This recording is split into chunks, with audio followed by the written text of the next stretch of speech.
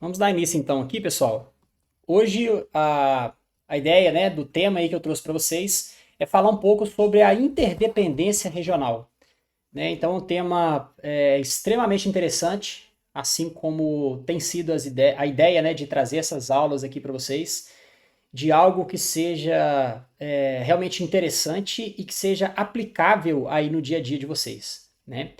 Então, eu sempre bato na tecla que uma avaliação, quando é bem feita, né, ela é bem direcionada, e você entende o porquê que você está perguntando, o que você espera de resposta, né, é isso que vai fazer com que a gente tenha realmente o êxito terapêutico. Então, aquela resposta rápida, né, mais imediata, aquilo que nós e os pacientes estão esperando, né, a gente realmente consegue quando a gente consegue fazer uma avaliação bem detalhada. Então, esse entendimento sobre a interdependência regional se torna importante para que a gente realmente consiga alcançar esse êxito terapêutico, né? Então, a ideia é trazer um pouco do que é esse conceito, de tudo que cerca realmente a interdependência regional, trazendo aqui alguns exemplos clínicos para vocês, né? Para que realmente a gente consiga fechar muito bem essa ideia do que está por trás aí da interdependência regional, né?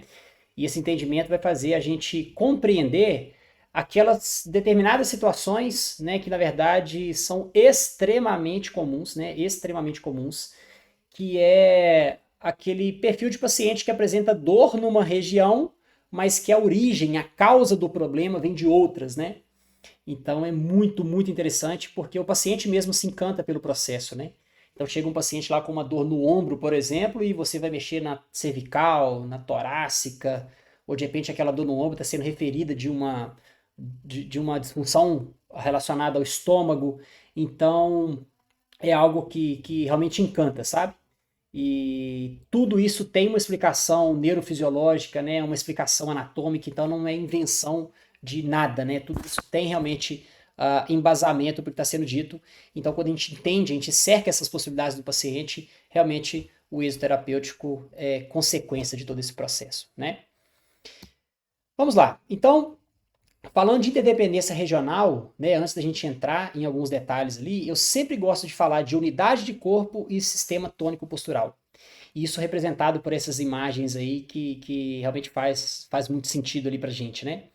Então, olha só, quando a gente fala de tensegridade, é talvez um termo que é muito usual na arquitetura, na engenharia civil, engenharia, né, de forma geral, e eu vou tentar trazer um pouco desse conceito para a parte biológica, tá?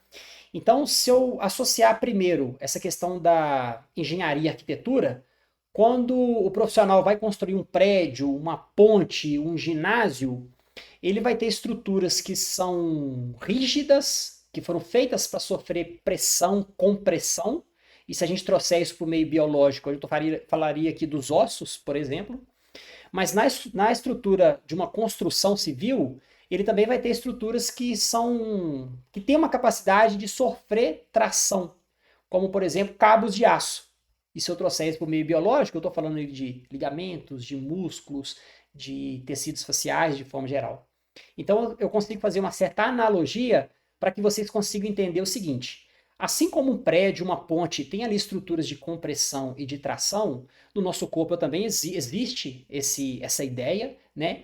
Mas uma ponte, um prédio onde, por exemplo, um pilar está danificado, ele compromete toda a estrutura daquele prédio, não é verdade? E no nosso corpo, a ideia é que vocês entendam da mesma forma.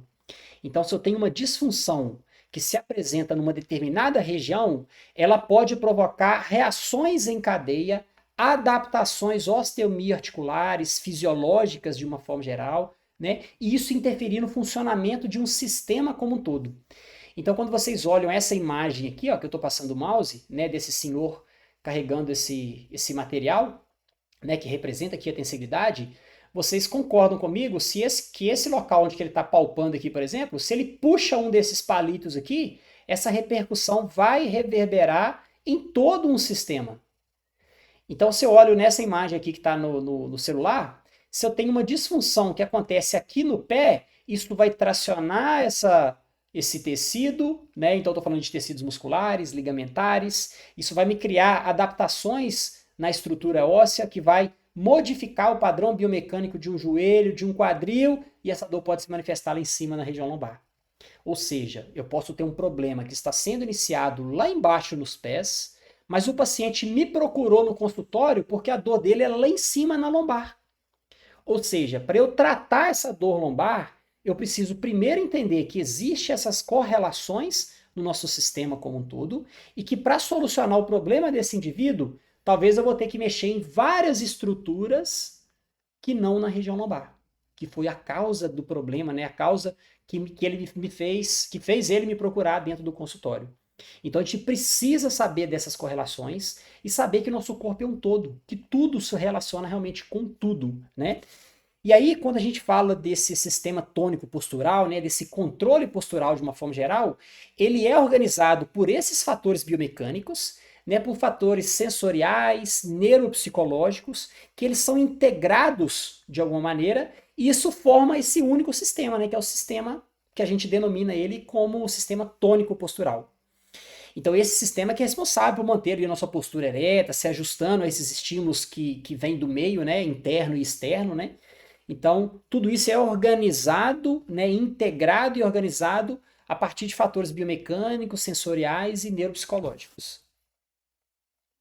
E aí quando a gente fala da interdependência regional, a gente não pode fragmentar esse entendimento de interdependência regional única e exclusivamente pensando no sistema músculo-esquelético, que talvez é o mais visível para a gente, né? Profissionais, fisioterapeutas, profissionais de educação física. Talvez a gente pensa única e exclusivamente na parte músculo-esquelética e faz as correlações dessas adaptações pensando única e exclusivamente na parte músculo-esquelética.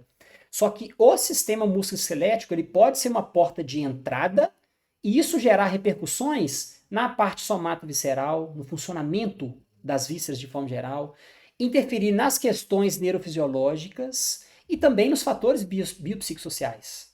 E da mesma forma, qualquer uma dessas áreas. Questões biopsicossociais podem influenciar em toda uma questão neurofisiológica, adaptações osteomioarticulares, funcionamento visceral e vice-versa. Ou seja, todas essas 4 áreas se integram, se relacionam e uma pode ter a capacidade de interferir sobre o funcionamento da outra. E é isso que cerca o nosso indivíduo.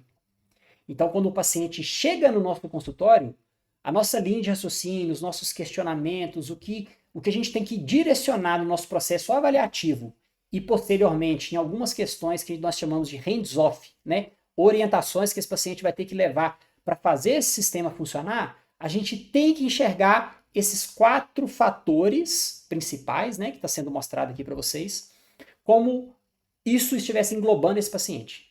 E aí questionamentos e direcionamentos que de alguma forma me faz entender se a causa desse problema tem muito mais questão musculoesquelética ou se a porta de entrada tem relação com uma questão biopsicossocial e eu preciso orientar esse paciente a fazer alguma coisa diferente, ou se os sintomas estão sendo provenientes de uma disfunção a nível somato-visceral, alguma questão neurofisiológica que está influenciando no sistema como um todo.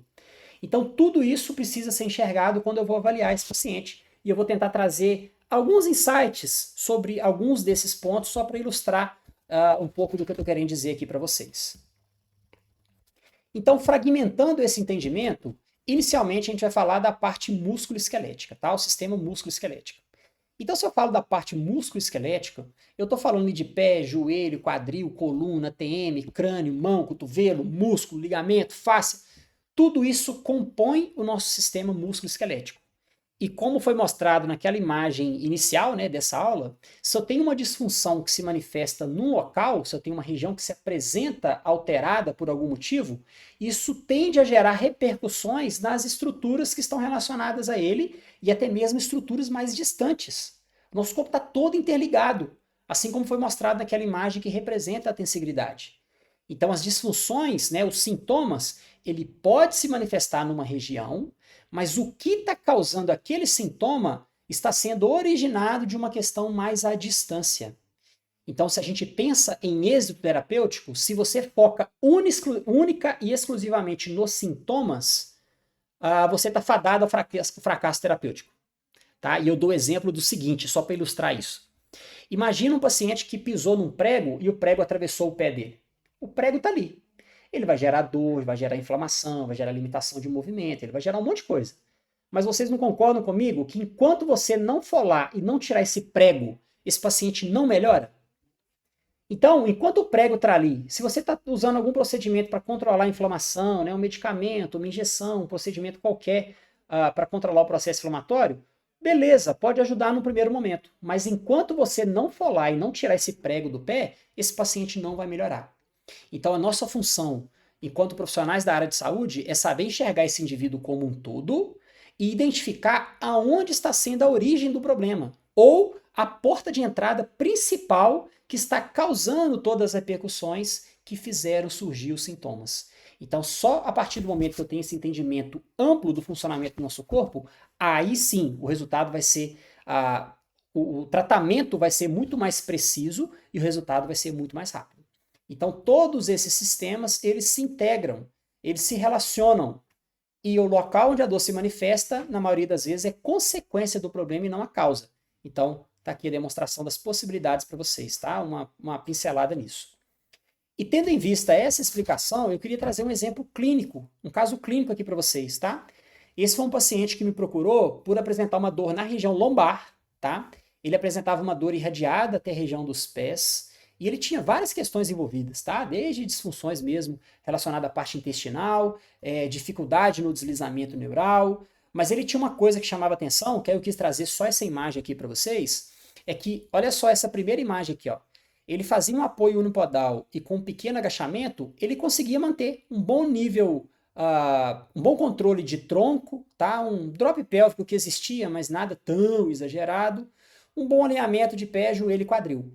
Agora, quando ele fazia do lado direito, olha o que acontecia. O pé dele fazia uma eversão excessiva, tá? Então, um desabamento mesmo grande do arco plantar. E isso propiciava com que ele aumentasse o valgo de joelho e, por um controle de centro de gravidade, ele desviava o tronco para o lado direito, aumentando também o drop pélvico. Então, a gente até acha, né, que o drop pélvico é deficiência de glúteo.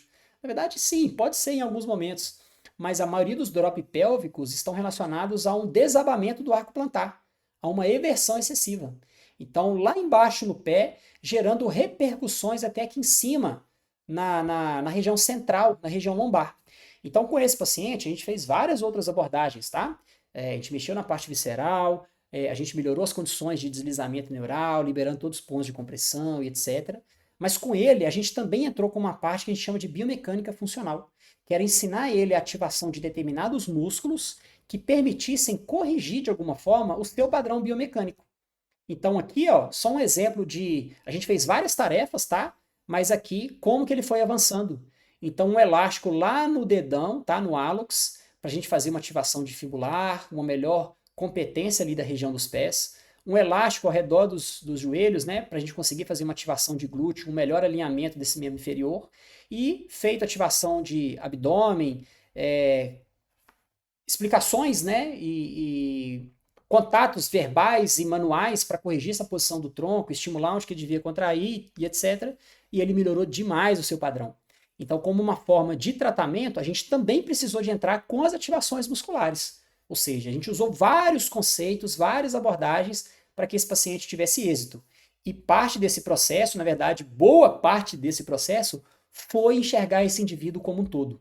Então, essa relação da interdependência regional. A dor estava se manifestando na região lombar, mas ele tinha uma relação neural, ele tinha uma relação visceral, ele tinha uma deficiência de ativações musculares. E para ele realmente conseguir o êxito terapêutico, ele precisou de entrar em todas essas frentes. Já o nosso sistema somato-visceral, ele também se relaciona, assim como foi feito, né? Lógico, uma forma de relacionar diferente, mas assim como a gente demonstrou a parte musculoesquelética, a gente também tem isso relacionado à nossa parte visceral, né? Então, se eu tenho uma víscera que se apresenta em disfunção, ela vai gerar sobrecarga em outros sistemas, em outras vísceras, na produção de hormônios, de neurotransmissores, enfim, você tem uma cascata de repercussões que são coerentes e decorrentes de uma víscera que se apresenta em disfunção, né? E isso gerando sobrecargas em todo um sistema, né? De uma maneira geral. Então, tudo isso também se relaciona e a gente precisa de levar em consideração quando a gente vai fazer certos questionamentos com os nossos pacientes, inclusive relacionados a dores referidas, tá? Então o paciente pode apresentar uma dor, por exemplo, interescapular, então tá lá na torácica, ele te procurou por uma dor lá no meio da torácica, e ali ser um local de dor referida do estômago, do fígado, por exemplo. Então, pela característica de dor, né, porque cada tecido responde com um tipo de dor e numa situação específica, então pelo tipo de dor eu posso fazer levantamentos sobre o funcionamento daquela víscera, para a gente saber se aquela víscera realmente está gerando repercussões, no caso, a dor referida na região torácica, e aí a nossa abordagem muda. Ao invés de eu tratar a parte musculoesquelética, já que a dor está se manifestando na parte musculoesquelética, ali na torácica, talvez para esse paciente eu vou ter que fazer uma abordagem lá no diafragma, melhorar as condições de movimentação do estômago, algumas orientações de hands-off relacionadas a questões alimentares, qualidade de sono, nível de estresse, para fazer esse sistema funcionar bem e esse paciente se recuperar. Então, mais um exemplo dessas correlações. E dentro dessa parte somato-visceral, a gente tem praticamente 3 formas que são as principais, né, que esse sistema visceral, somato-visceral, interfere, né, no sistema músculo-esquelético. Então, eu vou passar rapidamente sobre cada um desses 3 pontos. A primeira relação é uma relação, é uma relação estrutural mecânica mesmo. Então, olha só, eu trouxe dois exemplos aqui para vocês. O primeiro, aqui a gente mostra, né, numa vista de perfil, as alças intestinais, tá? Todas elas sustentadas por tecidos faciais, por mesos, né, que inserem lá na parede parietal posterior. Ou seja, já está mais relacionada com a parte músculo-esquelética. Então, disfunções relacionadas às vísceras podem gerar repercussões a nível músculo-esquelético por essa relação mais direta, vamos colocar assim, tá? Então, quando eu falo de relações estruturais mecânicas, seriam relações mais diretas, tá? Então, quando eu mostro nessa vista em perfil, por exemplo, nessa imagem aqui, ó, na parte posterior eu tenho a região cervical para torácica, tá? Então, praticamente a região torácica. Isso aqui, ó, o externo, e aqui está sendo representado o coração. E em vermelho aqui o diafragma. Então, aqui eu estou mostrando para vocês estruturas faciais ligamentares que conectam o diafragma ao coração, e do coração, olha, eu tenho ligamentos que vêm ao externo, eu tenho ligamentos que vai lá na transição cérvico-torácica, e eu tenho ligamentos que inserem na região torácica de fato. Ou seja, se eu tenho disfunções a nível cardíaco, se eu tenho uma dificuldade de complacência do diafragma, isso pode ser uma corda, né, uma tensão que está sendo gerada em toda essa região, e isso me gerar repercussões lá atrás na região torácica. Isso me gerar adaptações osteomioarticulares em decorrência dessa alteração a nível diafragmático, desses tecidos, né, dessa fáscia endotorácica. Ou seja, as disfunções nas vísceras também podem gerar, né, essas repercussões músculo-esqueléticas por essa questão mecânica mais direta, né? A outra possibilidade são as relações neurológicas. E dentre as relações neurológicas, eu trouxe alguns exemplos para vocês, tá? Só para ilustrar também essa possibilidade, tá? Então, olha só. Aqui a gente trouxe uma relação do nervo frênico, que sai a nível de C3, C4, C5, e nós sabemos que o nervo frênico é quem comanda a movimentação do diafragma.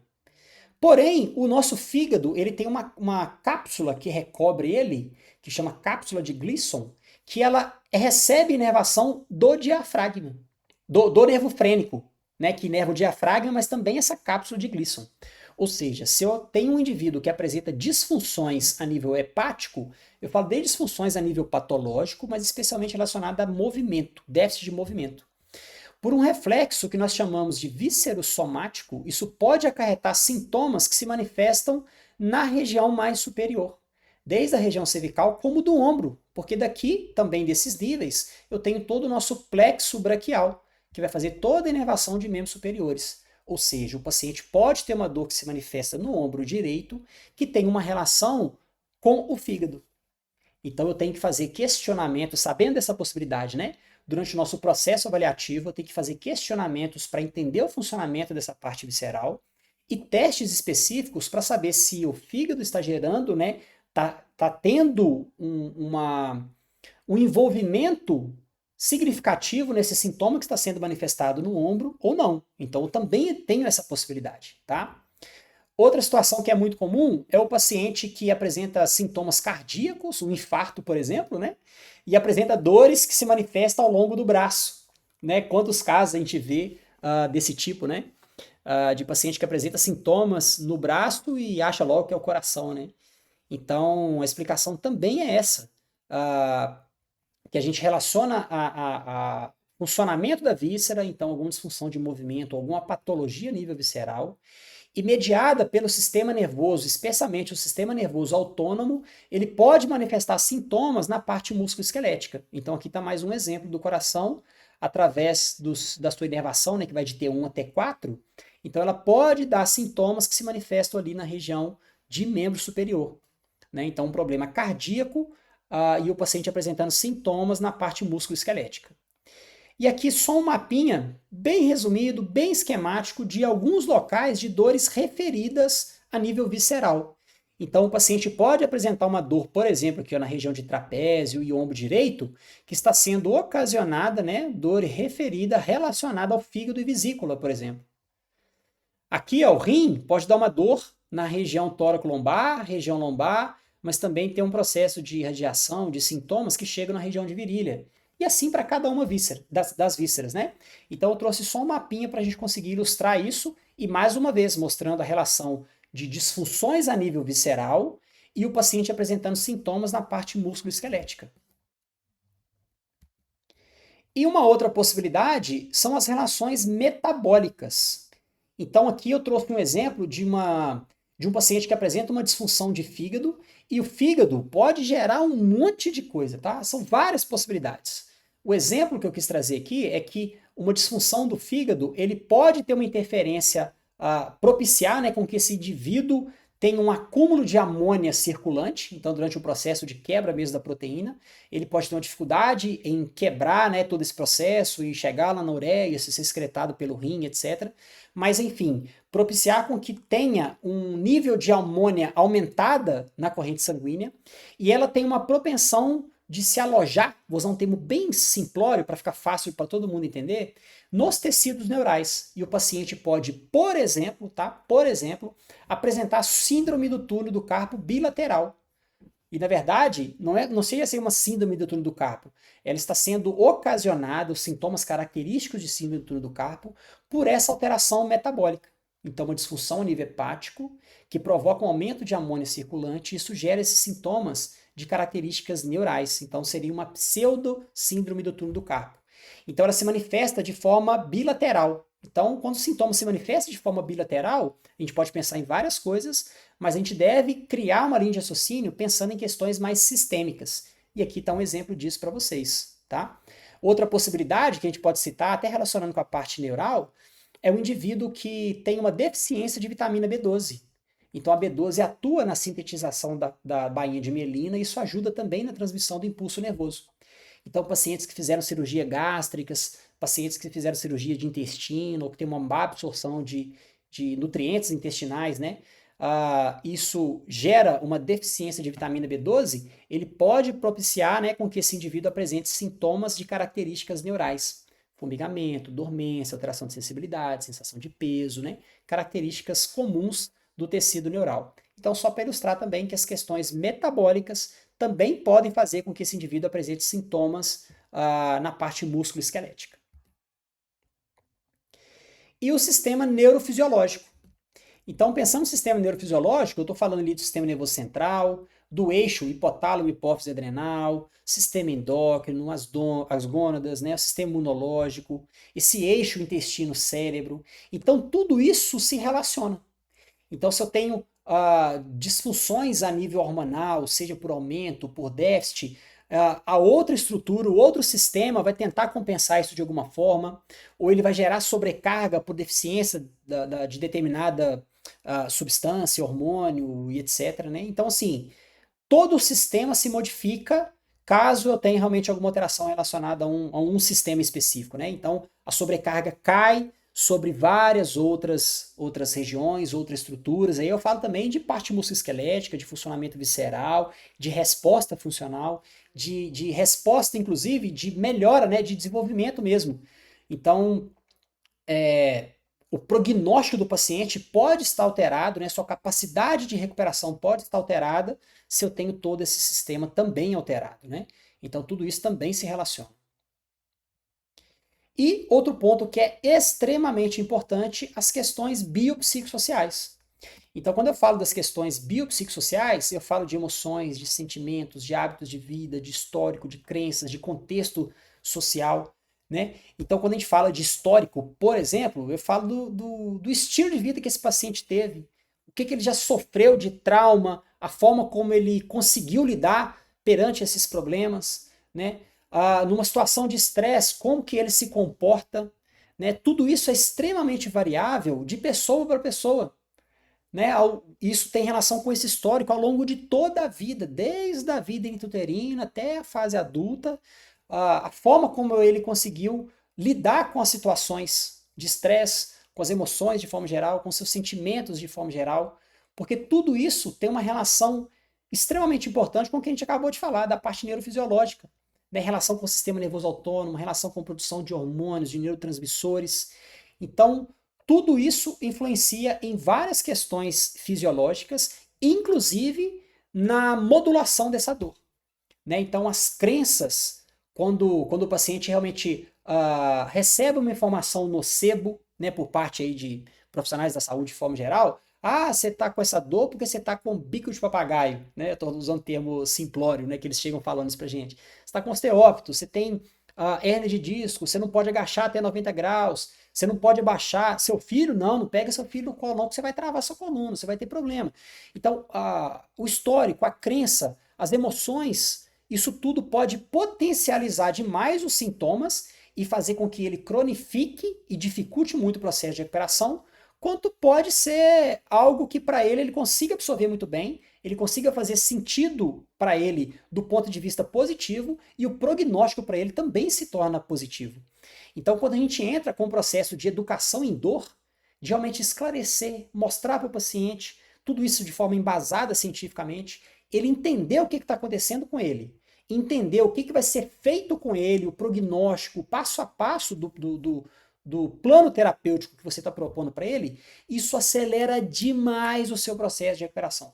Porque a gente consegue atuar em toda essa questão do conceito biopsicossocial. Tá? Então, a educação em dor é um ponto importantíssimo quando a gente pensa em realmente solucionar esse caso o quanto antes. Tá?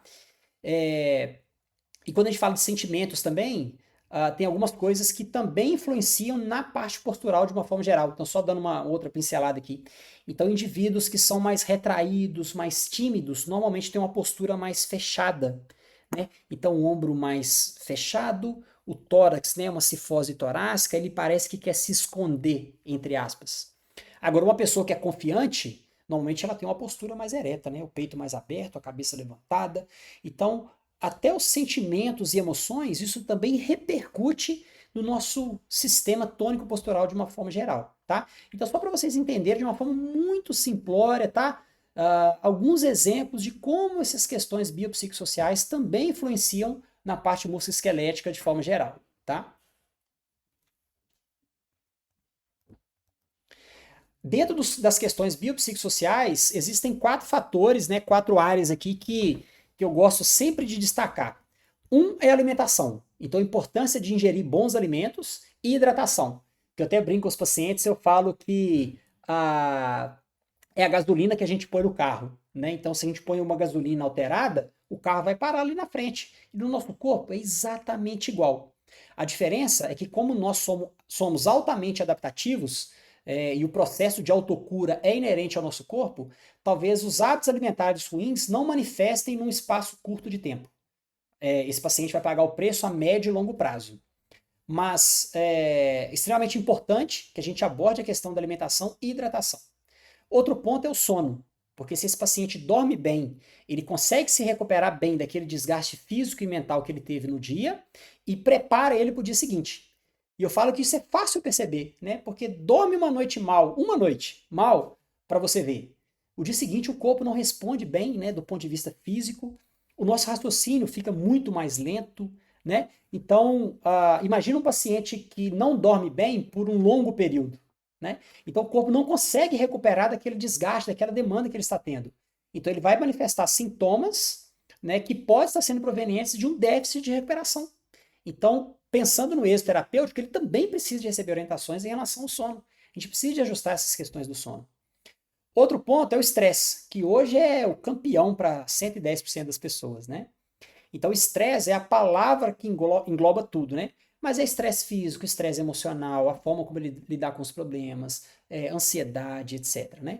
E se esse é um dos pilares que está mais evidente no nosso paciente, a gente tem que orientá-los a procurar estratégias que nós chamamos de fuga, né? Fuga entre aspas, que são tarefas, atividades que são prazerosas para ele, mas ao mesmo tempo desconecta de tudo que ele faz no dia a dia.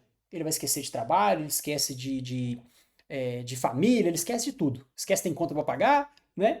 E ele vai fazer aquela atividade que é prazerosa a ele.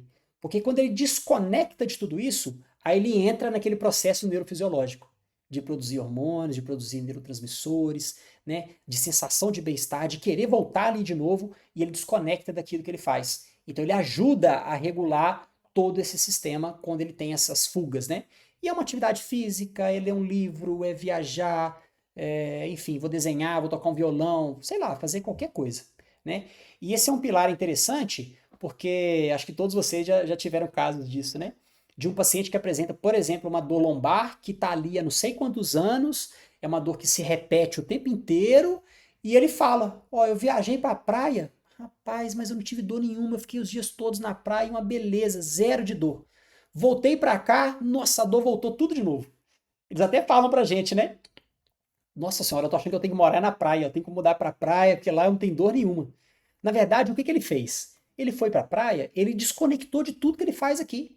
Ele tá lá curtindo o momento, ele desconectou que tem conta para pagar, que tem filho, que tem família, que tem problemas no trabalho, né? Então, ele ajudou demais a regular essa questão do sistema nervoso autônomo, do sistema de uma forma geral. Isso favorece muito o processo de recuperação e isso entra nas vias modulatórias de dor. Então isso influencia demais, demais, e a gente está cansado de receber casos assim, né? E o movimento, que é outro pilar, é talvez onde nós, profissionais da saúde, mais entramos.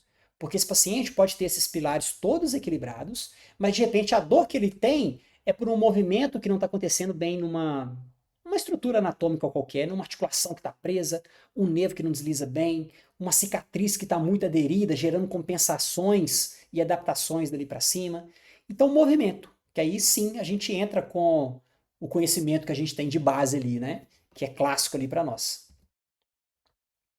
E aí a gente entra nessa integração de todos esses sistemas.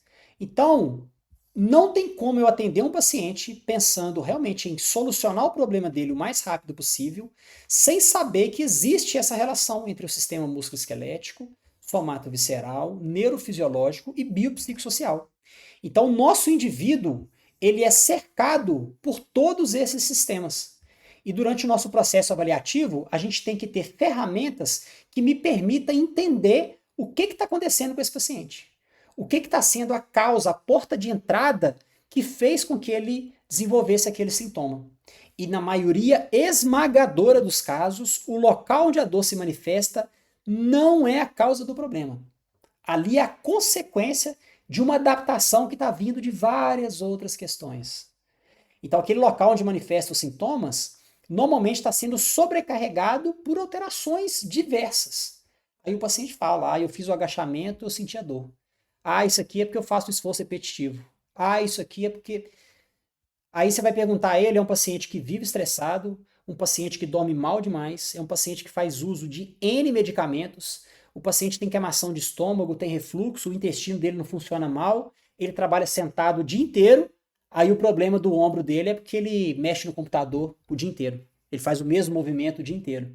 Olha quantas coisas a gente precisa de abordar, a gente precisa de questionar, a gente precisa de orientar e, dentro da possibilidade, intervir. Eu falo hands-on, a gente mesmo mexer, manipular, né, estimular, treinar, para que esse paciente realmente funcione, que ele melhore, né?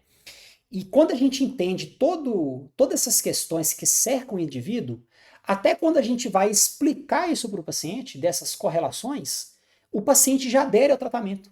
Porque você, profissional que está atendendo ele, demonstrou conhecimento, demonstrou preocupação, você sabe que existe todas essas correlações e você mostrou a ele, então ele já enxerga nas situações que ele tem do dia a dia, e aí o tratamento fica muito mais fluido, porque ele sabe que ele depende de você para muita coisa, mas que depende dele. Então o tratamento tem que ser ativo.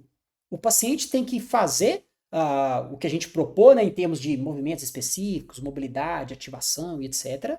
Mas ele tem que mudar hábitos de vida, situações pontuais que você orientou para que ele realmente consiga ter êxito terapêutico. Então a gente consegue quebrar aquele ciclo do paciente que tá com uma dor, vai no médico, aí o médico pede ressonância, faz uma infiltração, dá um medicamento, aí o paciente melhora um pouquinho, só que ninguém tirou o prego do pé. Lembra que eu falei do prego? Ninguém tirou o prego do pé. Aí o que esse paciente fala? Ah, esse médico é muito ruim, eu vou no outro lá que meu vizinho indicou. Aí ele vai para outro médico, o outro médico vai fazer o mesmo processo, vai orientar, vai guiar no que fazer, ele não segue nada, ou então eles não tiraram o prego mais uma vez, aí ele vai para você, fisioterapeuta, aí ele começa a fazer uma atividade física, aí nada melhora, ele vai para outro fisioterapeuta, ele vai pingando de profissionais. Pinga de profissionais, toma N medicamentos, faz 200 exames de imagem e ninguém resolve o problema do paciente, porque todo mundo quer tratar o sintoma. Eu quero agir ali. E esquece de enxergar esse indivíduo realmente como um todo. Então isso é fato, vai ter falha terapêutica. A gente precisa enxergar realmente o funcionamento desse corpo como um todo, e enxergar esse indivíduo como um todo é saber dessas questões, é ter levantamentos, questionamentos, testes que de alguma forma a gente consiga entender como estão essas 4 áreas e como isso está se integrando no sistema desse paciente que nos procura. E aí, eu trago aqui uma reflexão aqui pra gente, antes da gente entrar nas nossas considerações finais, e eu abrir para perguntas para vocês. Mais uma vez, essa imagem aqui, ó, que representa a tensigridade, né? Então, se eu tenho uma disfunção que acontece aqui, ó, próximo dessa mão, onde eu estou passando o mouse, isso tudo vai reverberar e gerar compensações, adaptações em todo um sistema. Assim como um prédio, se você for lá e quebrar, explodir um pilar, o prédio todo vai desmoronar. O nosso corpo, fazendo uma analogia, é como se fosse isso. Se eu tenho uma disfunção que acontece num local, isso vai gerar repercussões em várias outras. E não só do sistema musculoesquelético, relacionando também a parte somático-emocional, as questões biopsicossociais e as neurofisiológicas, né? Então, eu sempre falo que nosso corpo é uma unidade, né? Então, até aqui da explicação, o corpo é uma unidade e tudo que acontece em uma região acaba repercutindo em todas as outras, como se fosse uma gota d'água, né? Que ela caiu aqui, se eu jogar uma pedra aqui, ó, ou uma gota d'água nesse local, ela vai reverberar ao longo de todo um sistema. Então, o que eu gosto de dizer, pessoal, dizer com os pacientes de forma geral, é o seguinte: eu falo que tudo na nossa vida é como se fosse um copo que está aqui vazio. E os traumas que a gente vai recebendo ao longo da vida é que vai preenchendo esse copo. Então, o trauma que eu digo é desde trauma físico mesmo, tá? Torção, acidente de carro, queda, traumas mesmo, de alguma maneira, estiramento muscular, enfim, qualquer coisa nesse sentido, mas uso excessivo de medicamentos, qualidade de sono ruim, nível de estresse aumentado, sedentarismo, posição sustentada por muito tempo, né, já que nosso corpo depende de movimento. Então, tudo isso vai enchendo esse copo. De repente, esse paciente fez alguma coisinha que foi só a gota d'água para tudo isso transbordar. E aí o que todo mundo faz? Todo mundo trata só os sintomas. Mas ele esquece de tudo isso que está por trás do paciente. Então eu preciso sim tratar os sintomas do paciente, mas eu preciso de saber de todas essas outras relações. Porque se eu melhoro a condição de sono, se eu tiro esse paciente do sedentarismo, se eu melhoro o nível de estresse, eu consigo ganhar margem com esse paciente. Eu esvaziei esse copo. E para ele agora não é uma gota d'água mais que vai fazer ele desenvolver sintomas. Ele tem uma margem muito maior, né, para tolerar esses traumas, né, entre aspas, sem esse corpo manifestar sintomas. Então esse é o nosso papel enquanto profissionais da saúde. Saber enxergar esse indivíduo como um todo, saber que o local onde a dor se manifesta, na maioria esmagadora dos casos, não é a causa do problema, que esse problema vem de várias outras questões, e foi o que eu trouxe aqui para vocês, tá? Então, como considerações finais, o que eu sempre digo? Essas frases aqui eu uso com muita frequência. O conhecimento sobre anatomia, fisiologia e biomecânica são fundamentais, porque isso vai permitir com que a gente enxergue realmente, do ponto de vista mecânico e fisiológico, como esse corpo se relaciona. Então fica fácil saber, né? Esse paciente tem uma dor no ombro. Peraí, mas para o ombro fazer esse movimento e final de amplitude, a torácica também tem que aceitar esse movimento de vir para frente. Mas espera aí, para esse ombro fazer esse movimento livre também, além de toda a parte mecânica estar livre, né, eu tenho mobilidade articular, os nervos que saem do pescoço também têm que chegar com qualidade no ombro. Então, se o paciente tem limitação na cervical, ele pode apresentar dor no ombro também. Assim como se ele apresenta limitações na torácica, ele também pode ter sobrecarga no ombro. Ah, então entendi. Então, para me ver essa sintoma que ele manifesta no ombro, eu tenho que enxergar tudo isso. Então, isso é enxergar o indivíduo como um todo. E esse conhecimento de anatomia, biomecânica e fisiologia permite essa linha de raciocínio. Mais uma vez, o local do sintoma vai muito além da região onde a dor se manifesta. Né? Então, a dor está ali, igual eu dei o exemplo, no ombro, mas a causa desse problema, o que gerou essa sobrecarga e o sintoma no ombro, sintomas, né, no ombro, pode estar vindo de várias outras questões. E dentre essas questões, a parte biopsicossocial tem um forte, uma proporção forte, né, de presença para justificar esses sintomas. E tendo esse tipo de visão, pessoal, é um ponto importantíssimo. O exame de imagem, ele se torna, né, ele é, na verdade, sempre, sempre, sempre complementar. Porque a gente fica muito engessado em um paciente estar com dor no tal região, faz exame de imagem e traz aqui para me ver. E a gente sabe, os estudos têm mostrado aqui para gente, que os indivíduos, depois de uma certa idade, se você fizer um exame de imagem do dedinho do pé até o pescoço, é muito provável que dê alguma alteração, algum desgaste. A gente está usando o nosso corpo ao longo da vida. Então eles vão apresentar esses desgastes. Mas será que aquilo que eu estou vendo no exame de imagem realmente é compatível com o sintoma? Então, quando a gente se prende única e exclusivamente naquilo que você está vendo no exame de imagem, mais uma vez, está fadado ao fracasso terapêutico. E isso a gente vê acontecer todos os dias, toda hora.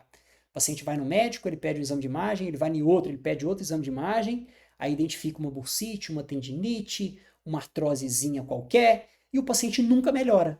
Por quê? Porque eles estão olhando única e exclusivamente o exame de imagem. Eles não estão considerando o sistema como um todo. Então, muito cuidado ao se prender ao que está no exame de imagem. É excelente, uma ferramenta ótima que a gente tem, mas ela tem que ser utilizada de forma muito pontual. Porque até essa questão de pedir o exame de imagem e a gente identificar determinadas questões no laudo do exame, né, na imagem, o paciente enraiza aquela informação. Então ele começa a criar medo, ele começa a criar comportamentos de evitação, ele catastrofiza aquela informação que ele recebeu, e isso cronifica o caso. Então, por melhor que seja a sua abordagem, esse paciente já é difícil de recuperar, porque você tem que desconstruir toda uma informação que ele recebeu, essa informação nocebo, para que realmente ele consiga desbloquear essas informações negativas e ele entenda que nosso corpo é realmente extremamente forte, que nosso corpo, com os ajustes necessários, ele é capaz de fazer tudo sem nenhum tipo de limitação. Então é essa abordagem que a gente tem que modificar para que esse paciente realmente tenha tranquilidade, para que ele consiga aderir ao nosso tratamento e que para a gente consiga ter esse êxito terapêutico e um êxito rápido, tá? E o nosso corpo depende de movimento e devemos sempre resgatá-lo. Então, tudo que a gente faz do nosso processo avaliativo, além de entender o funcionamento do corpo desse indivíduo como um todo, é identificar regiões que apresentam restrições de movimento. Restrições de movimento articular, muscular, neural, tecidual, visceral e etc. Porque tudo isso que apresenta restrição de movimento, ele está passível de gerar sobrecarga em outra região. Então, se eu tenho uma região com pouco movimento, a região que está acima ou abaixo tende a gerar uma hipermobilidade, porque ele mexe para ele, mais para o de cá. Então, só para dar um exemplo, né? Então, o nosso tratamento tem que ser identificar as regiões que têm pouco movimento e resgatá-lo. Beleza, pessoal? Assim a gente finaliza, então, mais uma aula aqui para vocês sobre interdependência regional. E antes de abrir para perguntas aí para vocês, eu queria mais uma vez agradecer a presença aí de todos, né? Porque eu sei que não é fácil a gente trabalhar o dia todo e ainda parar aqui para assistir mais uma aula, né? Mas vocês já mostram que estão à frente de outros profissionais, né? Porque vocês estão buscando realmente conhecimento para evoluir, né? Como profissionais, evoluir nas respostas terapêuticas com seus pacientes, né? E eu falo que o conhecimento nunca é demais, né? E que a gente tem que sempre buscar sempre mais informação. E eu tô aqui à total disposição para trazer isso para vocês e agradeço aí pela confiança, pela presença de todos, tá bom? Já de antemão, eu vou antecipar aqui para vocês E na semana que vem eu ainda vou manter esse tema de interdependência regional, mas eu tive essa ideia aqui agora, tá? Eu vou trazer exemplos clínicos, tá? Então eu vou trazer exemplos de alguns pacientes que eu tive aqui, com histórias rápidas sobre eles, tá? E de como foi feita essa abordagem. Porque eu acho que fica legal, porque hoje eu trouxe mais uma questão conceitual, dando alguns exemplos, claro, né? Mas para a semana que vem eu vou trazer exemplos práticos, tá? De como foi os pacientes, igual aqui de exemplo de um só, né? Então eu vou trazer outros, porque aí vocês conseguem enraizar um pouco mais e de repente até abre a cabeça para quando chegar o paciente dentro da clínica, né? Então, vou tentar trazer áreas diferentes, né? De ombro, de coluna, de joelho, de pé, que a gente consegue ilustrar melhor todo esse conceito.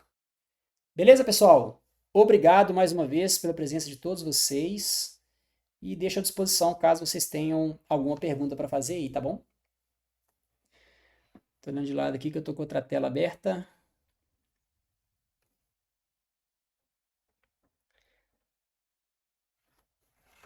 Obrigado, tá, pessoal? Pessoal, obrigado aí pela presença de vocês. Que bom que vocês gostaram, fico feliz em saber. Então, toda terça-feira, vocês já sabem, já tem um compromisso marcado aqui, né, às 19 horas. Então, na semana que vem, já estou antecipando aí para vocês, a gente vai falar sobre interdependência regional e eu vou trazer aí exemplos clínicos, tá? Prática aí para vocês, tá bom? Boa noite para todos e até semana que vem.